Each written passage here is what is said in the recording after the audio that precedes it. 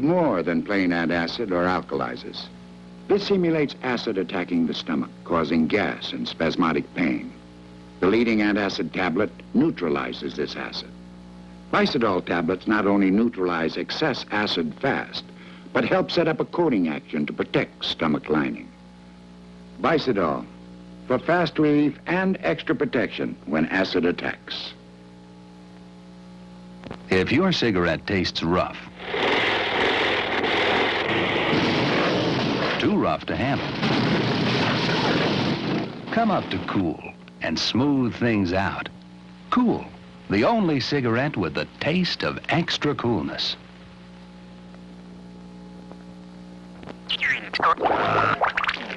To remove the toughest food stains and get your dishes spotlessly clean, you need Calgonite.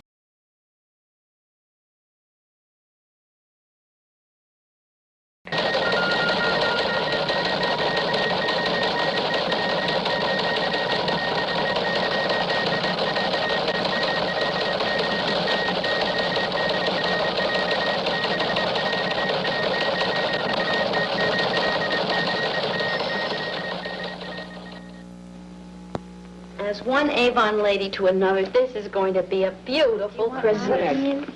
Great idea. It looks like a French clock. Oh, that is beautiful. And cologne. Would you like to be an Avon lady? It's a bud vase. Bud vase, that's what I was just going to say. And a picture frame. Well, it couldn't be Avon calling. Our customers are going to be so pleased. You'll never believe this. Aside from smoking, what else are cigarettes good for? They're excellent for burning holes in suits, fine for starting fires, good for scorching antiques, great for making spies talk, and of course unexcelled in their benefits to the medical profession, especially lung and heart specialists. KNXT Channel 2. The grand jury reports that 90% of all juvenile arrests in Los Angeles County are for narcotic-related offenses. And in the last 9 years, such arrests have increased by 2,000%. I don't know, do I frighten you? Because like a lot of people look at me around the streets and think that I'm a criminal because I use drugs. My parents think I'm a criminal, and I've been told that I was a criminal because I use something that I enjoy doing. But the people around me don't think I am. The body that's connected to this leg is a very good friend of mine, and I care an awful lot about him. And when he looks at me, he doesn't see someone who takes a lot of drugs. He doesn't see a sex maniac. He doesn't see a pervert, but he sees what I am. 24% of the patients at the Los Angeles County Hospital are cases of drug overdose. I think something should be said about our parents and the adults that the kids have as images, people that they watch and admire. The ones that get up in the morning and just can't seem to make it, so they take a diet pill to get going, and they go all day long, and then they have a martini before dinner, and maybe one earlier in the afternoon, and then they're still kind of wired from the diet pills, and so they take a sleeping pill to go to sleep at night, and the same thing goes on in the morning. Now, I mean, this is what they're supposed to. Then they complain about kids smoking dope and taking pills, and all that the kids have had to see from the minute they were, old enough to realize what was going on were people taking pills. There seems to be some discrepancy somewhere. The Los Angeles Suicide Prevention Center tells us that drugs now account for 40% of all recorded suicides. Drugs. The problem grows. The user suffers, and society struggles to find solutions. I'm Jerry Dunphy, and for the next hour, I'd like to explore with you the dilemma of drug abuse in our communities.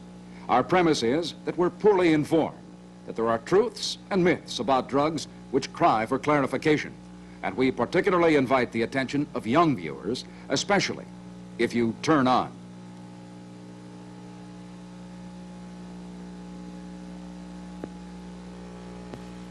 If You Turn On is presented by KNXT and is sponsored in part by General Foods. I'm going to use the wrong amount of Maxim to prove it's richer than the other leading freeze-dried coffee. Spoonful for spoonful, Maxim weighs more than the other leading freeze-dried. We pack more coffee into every spoonful. So when you make Maxim, you should use less. Less Maxim gives you more rich coffee flavor. So if you want more rich, strong coffee flavor, remember our Maxim. Less is more.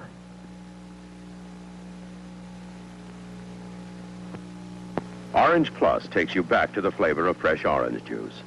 Orange juice is sweet, so is Orange Plus. Orange juice is loaded with pulp, so is Orange Plus. Orange juice is delicious, so is Orange Plus. Because Orange Plus is half orange juice, half flavor enhancers. And furthermore, Bird's Eye's Orange Plus is as convenient as frozen orange juice. Orange Plus, it tastes too good to come in a can.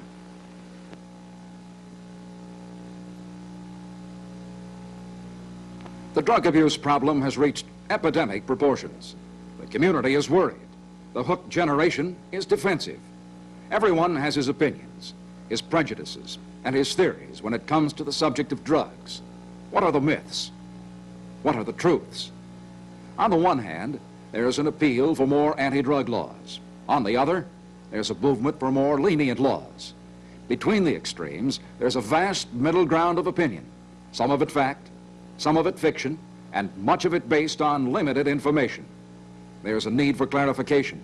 And toward that end, we've developed 8 provocative statements about drug abuse. 8 statements to be classified as truth or myth. They'll be presented and discussed by 2 kinds of experts: professionals who deal with the drug abuse problem on a day-to-day basis, and youngsters from the Southern California area, some who've never used drugs, and others with a personal history of drug abuse. We're also grateful to concerned citizens Greg Morris, Artie Johnson, and Carol Burnett. And now the first of our truth or myth statements. Marijuana is physically addictive. What's your opinion?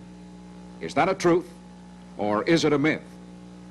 Marijuana is physically addictive. Cannabis, hemp, marijuana. In the street it's called grass, pot, or weed. This is a kilo. It weighs about a pound. These dried leaves, when rolled into a paper, make a marijuana cigarette, known as a stick or a joint.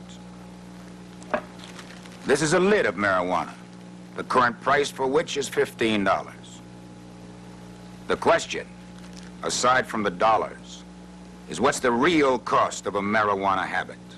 When you get into talking about habitual use of marijuana, you are talking about possibly habitual use to anything. Someone once used the word hype in describing, almost anything you can get hyped onto. You can habitually use, the 5 o'clock movie, or beer, or marijuana, or people that use an aspirin every night to go to bed. Among the people I associate with, marijuana took on the form of a social habit, more or less like before dinner drink with older people. And we'd sit around and smoke a joint socially instead of perhaps having a drink. But from my own experience, I've never been hooked or strung out on weed. I guess I had an emotional dependency, but I was never hooked. I work at the Los Angeles Free Clinic, and we've never, or maybe I don't think we've ever had a case of anyone coming in and saying they had a problem with marijuana, addiction or use.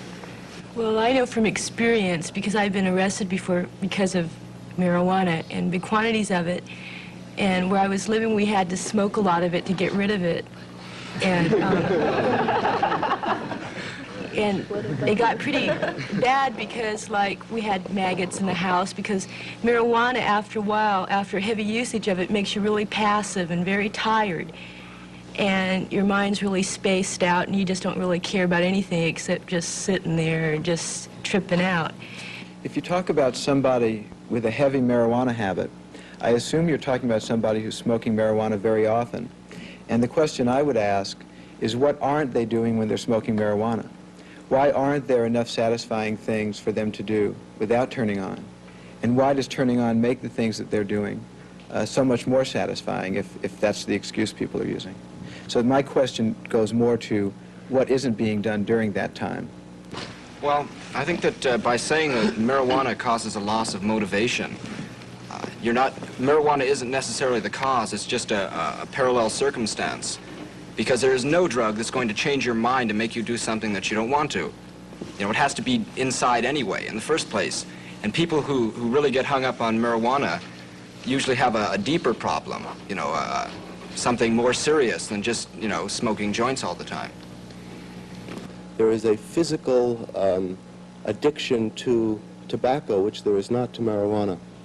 And there is a physical addiction to heroin, but there is no physical addiction to marijuana, although many people do develop a psychological dependence which makes it necessary for them to smoke it whenever they become anxious.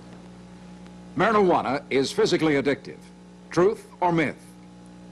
Television station KNXT in Los Angeles commissioned the Field Research Corporation to sample public opinion on drugs. A total of 504 persons over 18 years old were interviewed in Los Angeles and Orange counties, California. This sampling was taken in March of this year. And here are the answers to our survey. Marijuana is physically addictive.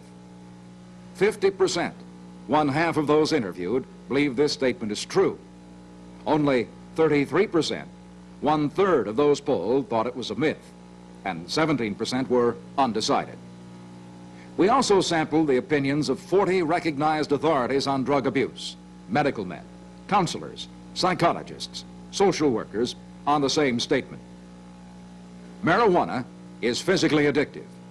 Their response, truth, 10%, myth, 85%, undecided 5%. The public opinion and expert opinion do not agree. With regard to the addictiveness of marijuana, most professionals warn us of potential psychological or emotional dependence as a result of habitual marijuana use. However, as for our statement, marijuana is physically addictive, that's a myth, despite public opinion to the contrary. How well are we informed about drugs? Is there an information gap? Take uppers, for example. What are they? Ask any high school student. He'll tell you that uppers are stimulants. Try this statement. Stimulant drugs, such as pep pills and speed, are potential killers. Is that a truth or a myth, in your opinion? Uppers, the stimulants, the amphetamines and the methamphetamines, the pep pills and the diet pills. Bennies or whites to keep you awake. Dexies and hearts. These come in all colors to pep you up, at least temporarily. And there's liquid speed and tablet speed. Crystals. This is a powder which comes in papers. This is the stuff that speed freaks inject into their bloodstreams. They tell me that much of this is homemade, with no guarantee of what it contains when you buy it on the street. It's sort of a chemical roulette, isn't it? I don't know, just, you know, speaking for myself, you know, if I was, you know, speeding or something, and, you know, my brain was dripping out my ear, you know, it wouldn't really matter. You know, I just kind of stuff it back in. And it's like there was a hole in my, my mental body, you might say, you know, and I tried filling it with drugs, you know, and it didn't, you know, I thought it filled it for a while, you know, did a pretty good job, you know, but it kind of lost its thing for me, you know, and I just, sap. I filled it with something else, you know, something that's real, you know, and not chemically induced. People have driven from as far away as South Orange County to the Los Angeles Free Clinic because there was no place they could feel that they could take these people who were sick or dying. And so they brought them to us, and by the time they got them to us, they were already dead, and there wasn't anything we could do. You know, the illegality of drugs makes it almost impossible to get immediate treatment. And this has probably resulted in many deaths or near deaths because they couldn't get to the hospital because they didn't want to be busted. Well, since I've been sitting here and hearing about all these drugs, I couldn't relate to them really because See, I come from, I guess you'd call it a form of a ghetto, a barrio. It's a Chicano barrio. And these drugs they've been talking about right now, I hope this doesn't sound prejudiced, but it's more like white man's drugs. Because, see, down where I live, you can't afford these drugs. They cost too much.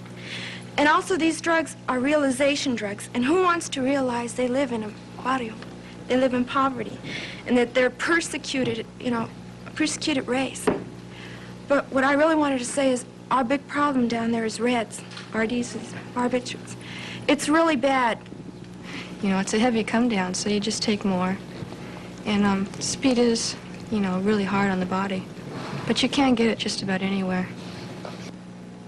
Pep pills and bennies contain the, as well as diet pills, contain the same ingredients that are in speed, crystal, or whatever the current terminology is.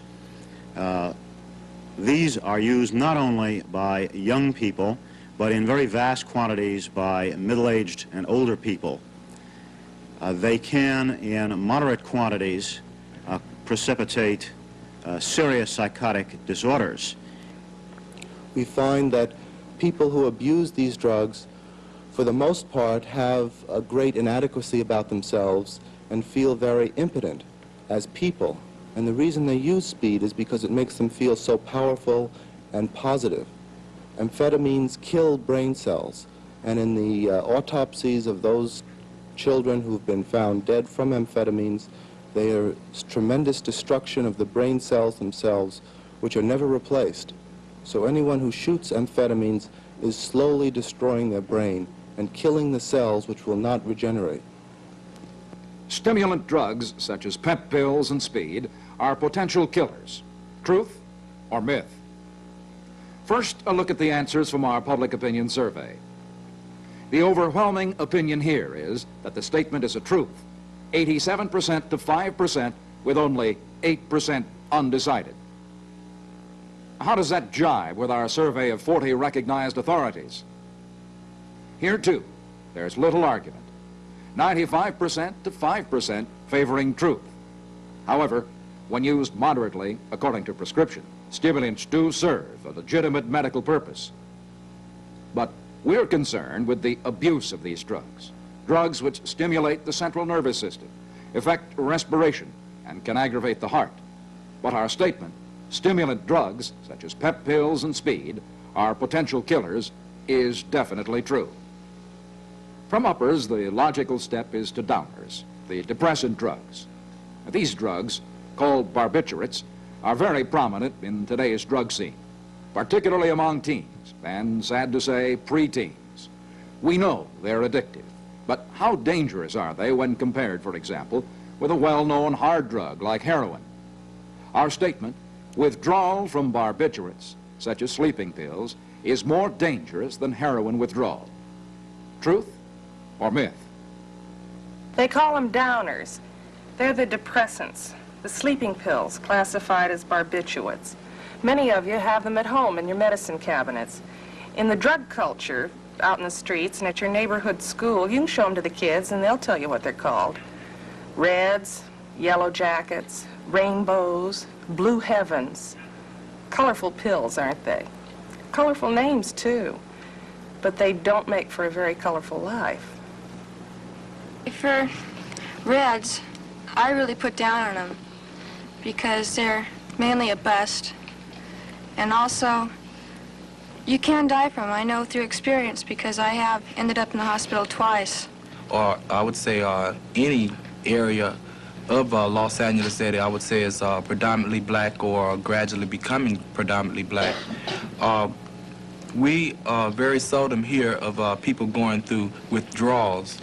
Most of the time when you hear of, you know, a bad case, you know, behind barbiturates, it's when we go to one of the morgues or to the mortuary or something and see, you know, sometime your best friend laying there dead off of different barbiturates. Well, like I was talking to these chicks once, because like, if you want reds, all you got to do is go in the heads. and scolds. And you just sit there for a while and you get them. And I was telling him about the withdrawals and what can happen, and they didn't believe me. Barbiturates for me, that was my bag, you know. I was a downer freak. And like, I don't know. See, like the girl said before, you know, is, you know, fun stumbling around and, you know, doing, you know, whatever you feel is, you know. For me, I felt when I was on downers, you know, I was doing what I really wanted to do, you know. I was really loose. I really got loose, you know. I could say, well, I better not say it. And I really felt loose, you know. I felt I was more me, you know. And when I came down off the downers, you know, I was all paranoid, you know. I crawled back in my little, you know, shell, and like downers just brought, you know, this out of me, you know, got really loose and things, you know. And like I got strung out using so many a day, you know. And when I put down on them, you know, I didn't go to the hospital, you know. I heard that you could die, you know, and things like that. But that really didn't bother me, you know, because I really didn't give it. When you talk about withdrawal per se from Seconal, Amatol, reds, blue heavens, yellows, yellow jackets, whatever type of barbiturate that you're talking about, the chances of convulsing, not just while you're feeling bad, and sincerely, I have been busted, put in the county jail, and I convulsed my 8th day, and I was clean. I convulsed my 8th day with no problem. I got just a taste upset, and I convulsed. And, you know, thank goodness I was in a closed setting where there were other addicts, and, you know, I had immediate attention. You go into grand mal seizures. Actually, I heard a doctor say, or one of the gentlemen over here, that it isn't as painful. God, I didn't even want to, I had pain, and it was longer lasting. It didn't just come and it was gone. I had it longer, and it's harder, I can honestly say, for me to stay away from reds than it is to stay away from heroin, because they are so plentiful. And I used to kick a heroin habit with reds, and then I'd convulse, you know. And I really, because I wasn't educated enough, you know, the majority of the time when people convulse, they die, you know. No, everybody's too loaded to even stick a spoon in their mouth, you know. But really, there is a strong danger, and any time you think that it's not you, you know, try to get doctors' attention, because you can convulse up to 8 to 10 days later, and I mean it, because I did. My 8th day clean, I convulsed straight out, and that's the way it was. Thank you. As far as the withdrawal from a heavy addiction to barbiturates, they are in fact more dangerous than withdrawal from heroin, perhaps somewhat less painful. The person who is withdrawing from heroin is terribly sick. He's in pain. He is one of the most miserable of God's creatures, but only very seldom does he die from this very dreadful experience. It's a little bit like being seasick. You're not dead, but you wish you were. As far as the barbiturates are concerned, less painful, but they can cause severe acute psychosis. They cause seizures, epileptic seizures, and a certain proportion of people will die unless they're properly cared for. Withdrawal from barbiturates, such as sleeping pills, is more dangerous than heroin withdrawal. Our public opinion survey tells us that only 11% of the general public think this statement is true. 55% believe it's a myth. 34% didn't know. What about the experts sampled? Here, opinion is on the side of truth rather than myth. 57% to 40%, with 3% undecided. Again, a marked difference between public opinion and professional opinion. What conclusions can be made? The heroin addicts and the tortures of withdrawal are well known. It is torturous, and we have no intention of minimizing the horrible discomfort of heroin withdrawal. However, we've heard little about the dangers of barbiturate addiction. We know less than we should about the risks and the abuse of downers, sleeping pills. The experts agree, and the youngsters back them up. Withdrawal from barbiturates, such as sleeping pills, is more dangerous than heroin withdrawal. That is a truth. How are your opinions comparing to the experts? Our youngsters tell us about the availability of downers, uppers, grass, and heroin in their neighborhoods and in their schools. Law enforcement agencies are engaged in a constant battle in their efforts to stem the tide of drug trafficking.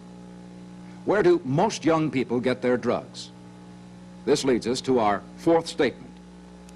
Most youngsters are introduced to drugs by professional pushers. Truth or myth? When I started using drugs, it was a type of thing where I didn't have peer pressure, or there wasn't no person that came out of the, dark and captured me. It was a type of thing that I was curious and I wanted to know what it was. And I started meeting people that were using drugs, and I started finding out and learning how to get loaded, I learned how to score, I learned how to clean weed, I learned how to fix, and I learned, I learned the whole gamut that connects with drugs, But the things that I didn't look at were me. I was introduced to drugs by just another person in school, and I just passed it on. And I don't know where the professionals are. Like, I didn't turn on any innocent kids because they all came to me and said, look, I want to buy a lid. Fine. So I would sell them a lid, and the $10 that they would give me, selling 6 or 7 lids, I could go out and buy another key. Like, I wasn't being a professional, I was just supporting my own habit.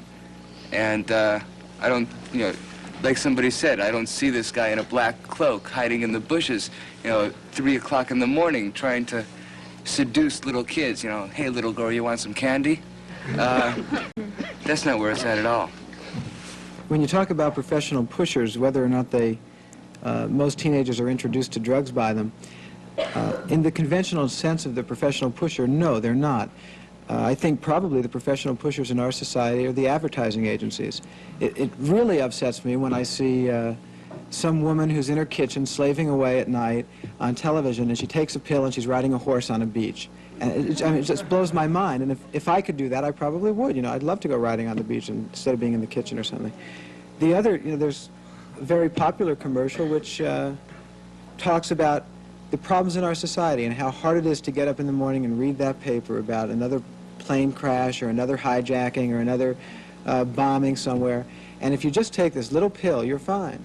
And I think this is what tends to turn a lot of people on. So I think we're introduced to drugs, and teenagers are introduced to drugs by the mass media, by parents, and but what I think the question was aimed at getting at directly was who turns you on? Who is the person that gives you your drug? And when it comes to that, most teenagers get them from their friends. The drugs that are being abused are gotten from their friends. But the whole concept is pushed on us every day by the society.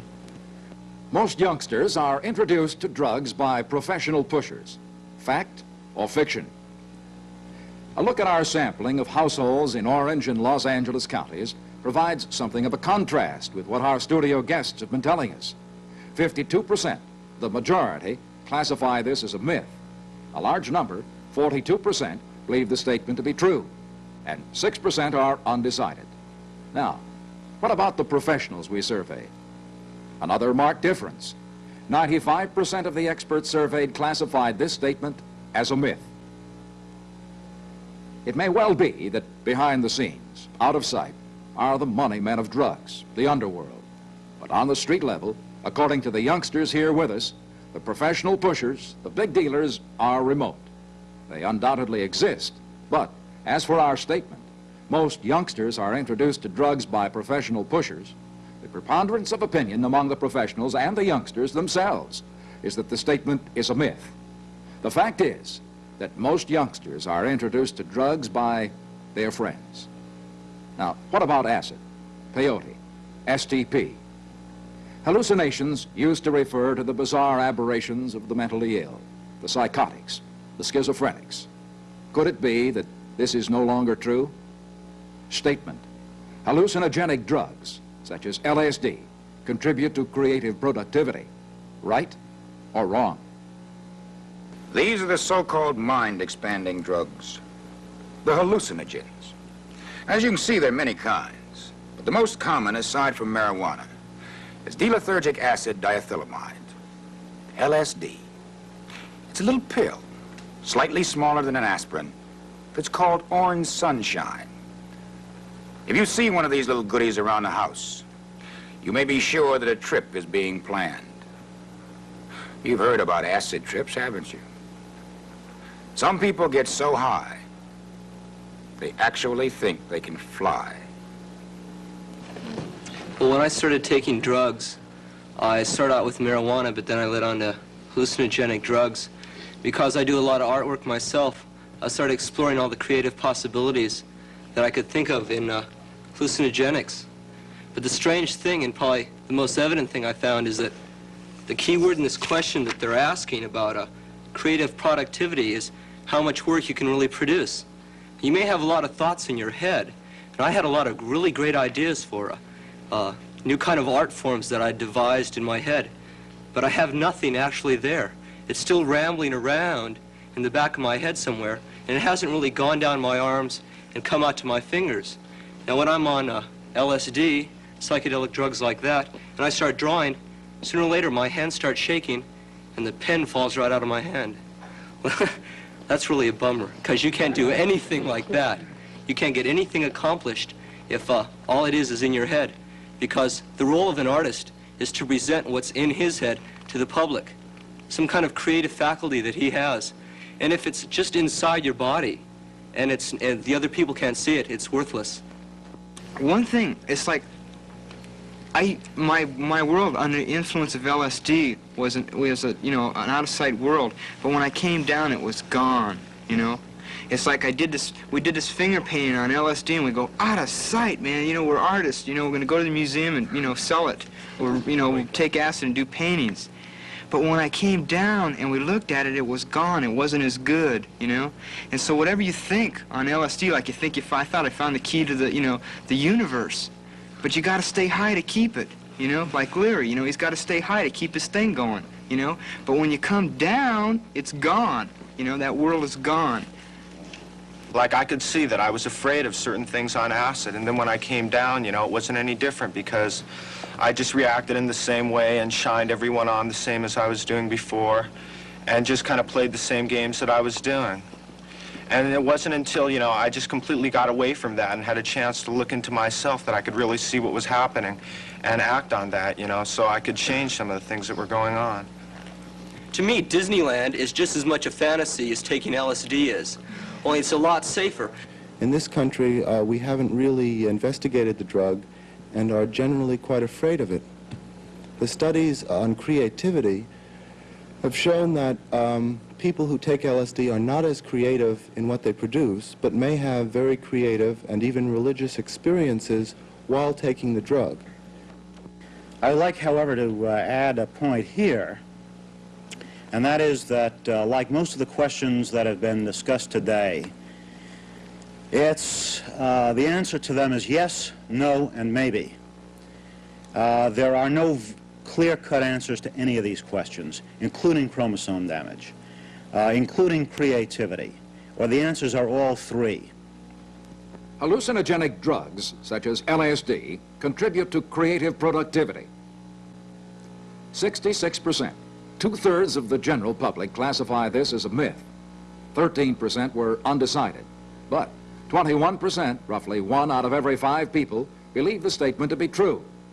As for our experts, they regard this statement as myth. 90% myth, 5% truth, 5% undecided. Both polls are in agreement that there is little productive activity as the result of hallucinogenic drugs.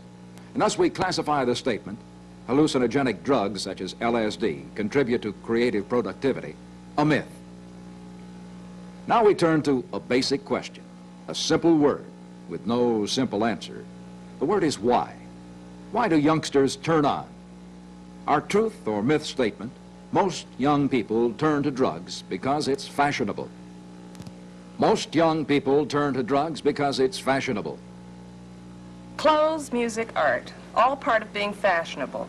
A glance at the underground press or a visit to your neighborhood psychedelic shop makes it quite clear, if you didn't know already, that drugs and the culture that surround them are very much in. The accoutrements of drugs, from water pipes to posters to roach clips to psychedelic lights and candles, seem to be today's scene. What are they trying to tell us? That drugs are fun and games? Today's fad and fashion. We do tend to conform, don't we? Maybe it's just natural to follow the crowd. But the drug crowd? Where are they going? I think it starts out being something fashionable. I mean, like, it's fun. Like, the first time you go out and the guy says, hey, I got a J, you know. And he takes it out and he sees a little crumb piece of paper and sure, go. You know, we'll go behind a bar and smoke it. And you do, and it becomes fashionable in a way that, after a while, it's fun to sit there with a group of people and share the common feeling that you're scared that the cops are going to come with their flashlights and everything. But after a while, it begins to filter down separate lines. Everyone sort of goes into their different directions, and they take drugs in their own way. And that's when it's not fashionable anymore. I think that there's a lot of different reasons why people take drugs, but I know when I was taking drugs, I wanted people to know. And so, like, I dressed a certain way, I acted a certain way, I talked a certain way, so people would know. A lot of the trip was, you know, like that groovy guy over there was talking about when he said, you know, you just wanted to say to the establishment, to all these things that you couldn't handle, you know, like, defy them, you know, like, just tell them that they were terrible. And so you would, I know a lot of people would deliberately say, yeah, I'm taking drugs, you know, to tell the world that they were, you know, screwed up, you know. And like, I guess there's certain people that take drugs and don't want anyone to know, but I know all my friends, they wanted people to know. It was a status thing, it was a powerful thing, it was a trip where, you know, yeah, we're taking drugs and you guys are screwed, you know. It was it was a very negative type of thing, you know. I mean, like, we were getting power putting down on, you know, all the established things that we couldn't handle. I mean, I know, at least with me, it was my inability to handle things down and the reasons, you know, why I took drugs. And I wanted people to know, you know, I was crying out. It was a very definite thing to get attention. And other people might not want people to know, but I know I did. You could call it sort of a fashion, but the people that are in it really don't feel that way about it as it being a fashion. It's more of a, you know, nobody really cares. I do feel it's fashionable. It's in our music, it's in our dress, it's in our schools, it's in our parents, it's in our babies. It is most definitely fashionable. Fashion, I think, is just a big hang-up. It's not fashion. There's a reason for everything. And I think depression, inferiority, and things like that are why so many black mid-city students do use drugs. And when I say drugs, and I'm referring to black mid-city students, I'm not talking about hallucinogenics or anything. I'm talking about RDs, Red Devils, Yellow Jackets, Blue Heavens, things like that, because that's all we can afford. We're talking about nonconformity, and yet everything that the youth have done have been to conform to certain things. And so we're not really doing what we necessarily want to do. I mean, you have to think about it personally. Are you doing what you want to do when you're taking drugs? Or are you doing something that somebody's made a mold and you're just pouring yourself into it, you know? To say most young people use drugs because they're fashionable seems to me to be a universal cop-out. It's a terrific way of repressing what the real problems are. We might better say that drugs are fashionable because most young people use them. Most young people turn to drugs because it's fashionable. 60% of the public sampling classify this statement as a truth. 32% call the statement a myth. 8% undecided. As for the professionals who were asked, the majority, 57%, say the statement is true. 32% myth, 11% undecided. There are, of course, no absolutes, particularly in a statement like this one. The responses were mixed, but the majority opinion, both public and professional, classifies the statement, most young people turn to drugs because it's fashionable, as a truth. Most of the youngsters in our studio disagree. They classify drugs as a substitute for other things in their lives. But fashion is a prime motive in the opinion of those sampled. How does the drug habit start? try this statement. Marijuana is usually a stepping stone to more dangerous drugs. Yes or no? Dangerous drugs? Well, here's a dangerous drug. Did you ever hear of smack, H, junk? This is it, folks. Heroin. This is the way they carry it. Isn't that cute? Very charming. And this, I'm told, has replaced the needle and the syringe. Plain ordinary eyedropper. They use a razor to cut a vein. Nice. Then they just drop a little of this stuff, liquefied, this smack, this garbage, directly into the bloodstream. They say it makes it easier for the kids to use it. Kids, little kids, 10, 11, 12-year-olds. I hear about it. I read about it. And I agonize about it. Okay, as this thing, marijuana being a stepping stone, I tend to find with parents, this is their main gripe about grass, is that it'll lead on to stronger drugs. And it seems to me that people, if they're going to go on to stronger drugs, they don't have to start with grass. What I understood, like, was pot was addicting, and I found out pot wasn't addicting for me, you know. And, you know, society lied to me about pot, you know, so why not acid, and, you know, why not everything else? Okay, you can usually buy amphetamines or bennies or dexies from your, I guess, your local weed dealer. The man who has the grass usually who can supply you with these. I kind of think that it is kind of a stepping stone. I mean, you do usually start, if you're going to get in the drug scene, you usually do start with marijuana first. I did. But I think what this society does is that they take the whole drug scene and they blow it out of proportion, and they don't see that it's just a whole life pattern.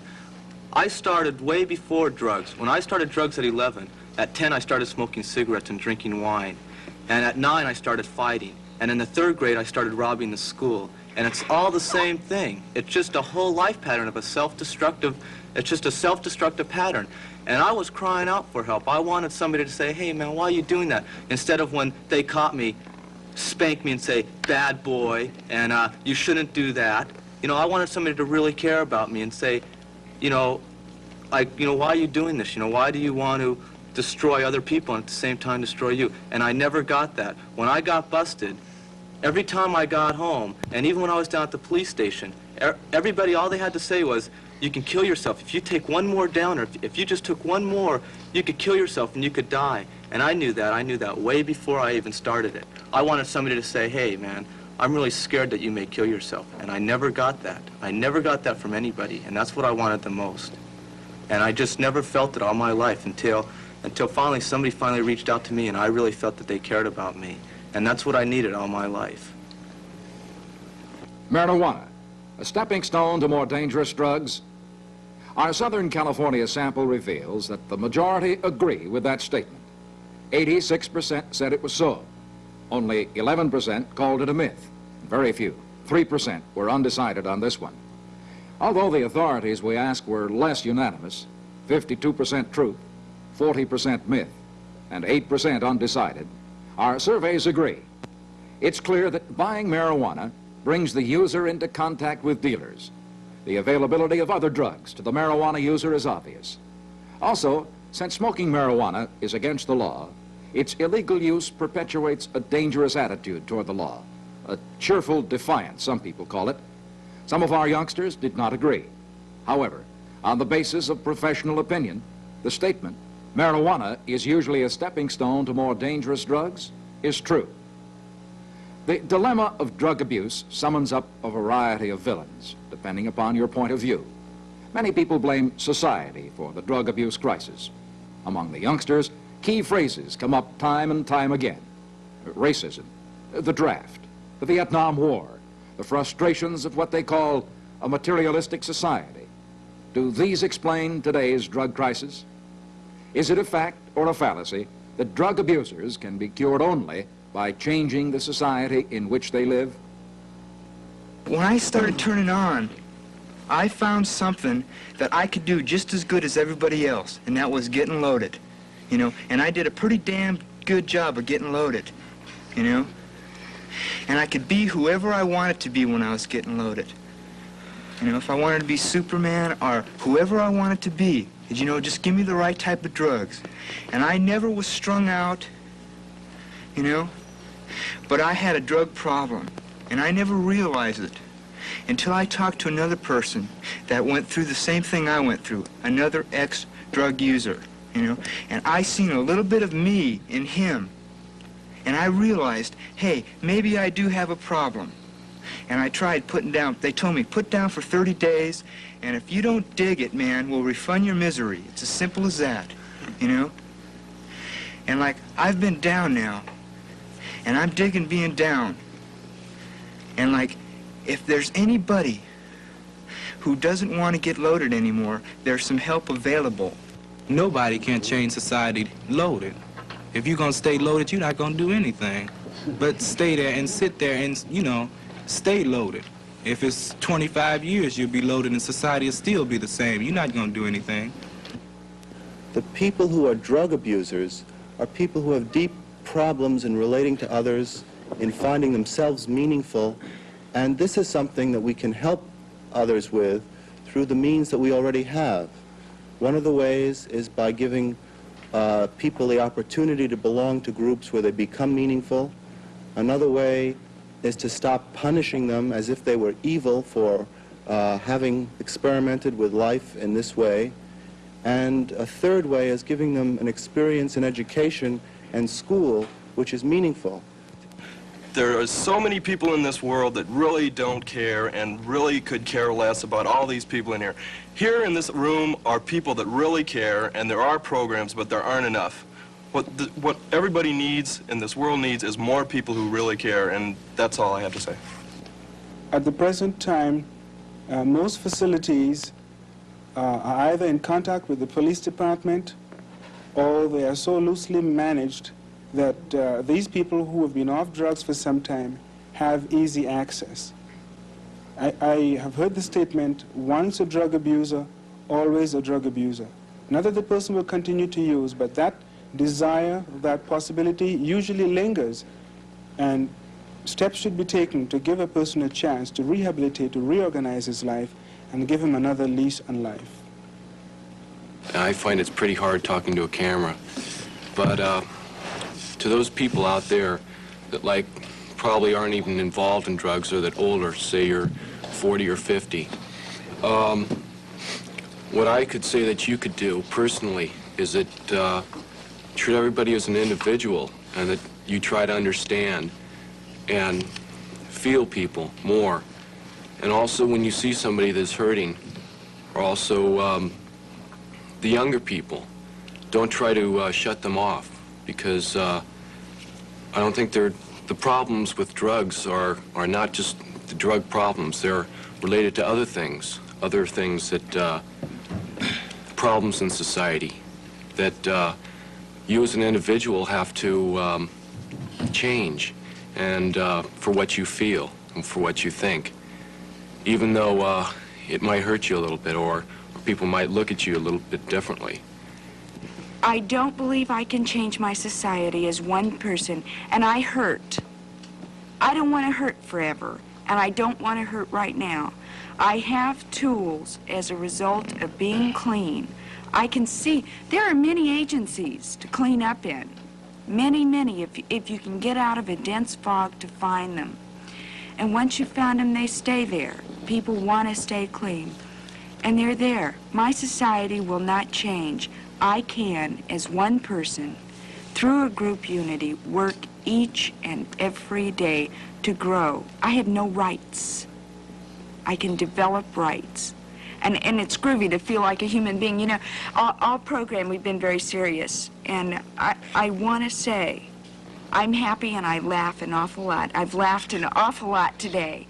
And that's very important, because I wouldn't give up drugs for something I wasn't going to have any fun in. And I laugh a lot, and I like laughing with people. That's all. Thank you. But one thing we failed to mention the spiritual man, the deep-rooted man inside that has to be met. And unless he is met, We cannot go any farther. 20 years ago, we were dealing only with the physical problem. The percentage-wise of drug cures was very low. 10 years ago, we started dealing with the psychological and emotional. When will we get turned on to dealing with the spiritual? When? And only then can we start doing something. There's many people here today, for anybody out there that wants help, many programs, everybody here wants to help because they're concerned people. Free clinic, done, RIF, many programs, Teen Challenge. We're here to help you. That's the main thing. Drug abusers can be cured only by changing the society in which they live. Truth or myth? 55% of our Southern California sample call this statement a myth. 35% agree with the statement, and 10% are undecided. This time there's more agreement on the part of the experts than among the public. 18% call the statement a truth, 12% were undecided, but 70% label the statement a myth. From our surveys and from the statements of our studio guests, particularly those youngsters who have turned off drugs and turned on to a more meaningful life, we must classify the statement, drug abusers can be cured only by changing the society in which they live, a myth. Indeed, there's much evidence that drug abusers are not without hope. Witness, if you will, the youngsters who've shared their experiences and their frustrations with us. As one of the counselors who works with teenagers points out, the goal is not so much to create a better world as it is to create better people to live in the world. It's one thing to quote statistics, to render somber warnings, to criticize and to condemn. It's quite another to listen and to learn and to place personal opinion into a new perspective. We've listened, particularly to young people, because we believe in them and because they want to be heard. We've dealt with truths, with myths, with opinions, but we've really been searching for fact. We have a pamphlet for you. It's a fact pamphlet. Several pages, illustrations, drawings, and most importantly, facts. If you want the pamphlet, call us. The number in Los Angeles is 520-1212. 520-1212. Operators are waiting. One to a customer. There is no cost. 520-1212. You'll get this pamphlet in the mail if you call before midnight tonight. That's one number. That's our fact number. Now for some other numbers. They're help numbers. Get a pencil if you want. There's time. A number will appear for your area. It will be a hotline number. If you are turned on to drugs and want off, the telephone number for your area may well be the most important number you've dialed, ever. Remember, if you want the fact pamphlet, dial 520-1212. 520-1212. If you want help, if you know anyone who needs help, a hotline number for your area will be shown in a moment. Help is available if you turn on. I don't care if you smoke pot on the weekends, man, head on, you know, that's cool too. You know, whatever gets you, you know, whatever turns you on. But man, if you're running yourself into the ground, you don't got it anymore, you know, because there's some people here that got a solution, you know. Together, man, there's different programs here. I'm from one program, there's some people from other different programs, you know. And I think they're gonna, you know, at the end of this, they're gonna show the telephone numbers or whatever, you know. And if you're sitting out that audience, man, ask yourself a question, you know, why am I turning on? You know, when I wasn't loaded, it's because when I couldn't score, that's when I wasn't loaded, you know. And out front, man, I was lying to everybody, you know. I ain't hurting, no, you know. Somebody go, how you doing? I'm doing fine, man, I'm doing great, everything's out of sight, you know. But I was hurting in my gut, and I was afraid to admit it, you know. And when I admitted that I was hurting in my gut, you know, some people started giving me some answers on how to help myself. And today, you know, I'm really grateful. I'm really grateful that I don't have to use anymore, you know. That I don't have to get up in the morning and think, wow, where am I going to get loaded? Because getting loaded for me was a 24-hour-a-day job, you know. It's all I talked about and thought thought about was drugs. You know, dropped out of high school, you know, I got arrested, split home, you know, did everything. And if you want to play, you got to pay. And if you're sick and tired of paying, you don't have to get loaded anymore, you know? And if you can dig what I'm saying, if you can dig what I'm saying, and if you want a little bit of love, man, the way love really is, and if you want somebody to care, they told me start caring about yourself, you know? So take that phone number down, or whatever it is, to get in touch with the group, and find out, you know, and start loving you so you can start loving your brother, man. Until we get it together, man, because we're going to get it together.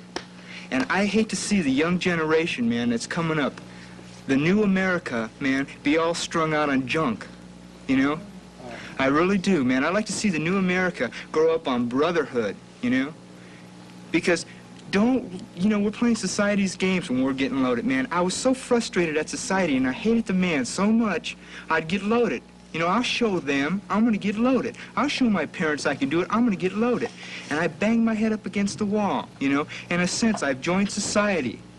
But my day will come, you know, where materialistic value don't count and nothing else don't count but just your brother. You know, that's what I found out. Because that's how I'm staying cleanest, from another dude to another dude, you know.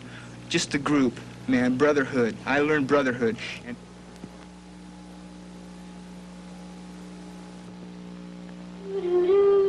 Home, dear. I'm tired. I'm going to relax and read the paper.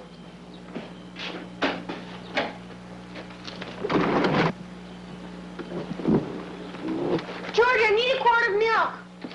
George. George really loves his new Peugeot.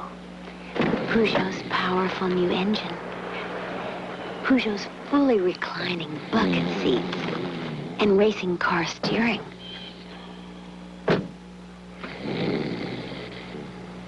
With Peugeot's four-wheel independent suspension and Peugeot's four-wheel disc brakes. George, dinner's ready. See your conveniently located Peugeot dealer and ask for a thorough test drive in one of the new Peugeot. Was presented by KNXT and was sponsored in part by General Foods.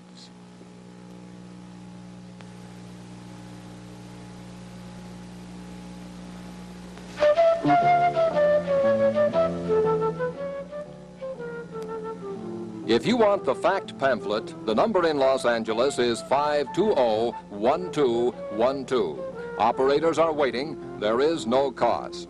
The number in Los Angeles again, 520-1212. If you are outside the Los Angeles dialing area, you must dial area code 213-520-1212. If the lines are busy, please call again. Our operators will be here to serve you until midnight tonight. For the fact pamphlet, dial 520-1212. If you want immediate help or know someone who needs immediate help, dial the hotline phone number in your area. If you miss the hotline phone number, it can be obtained by dialing information 411.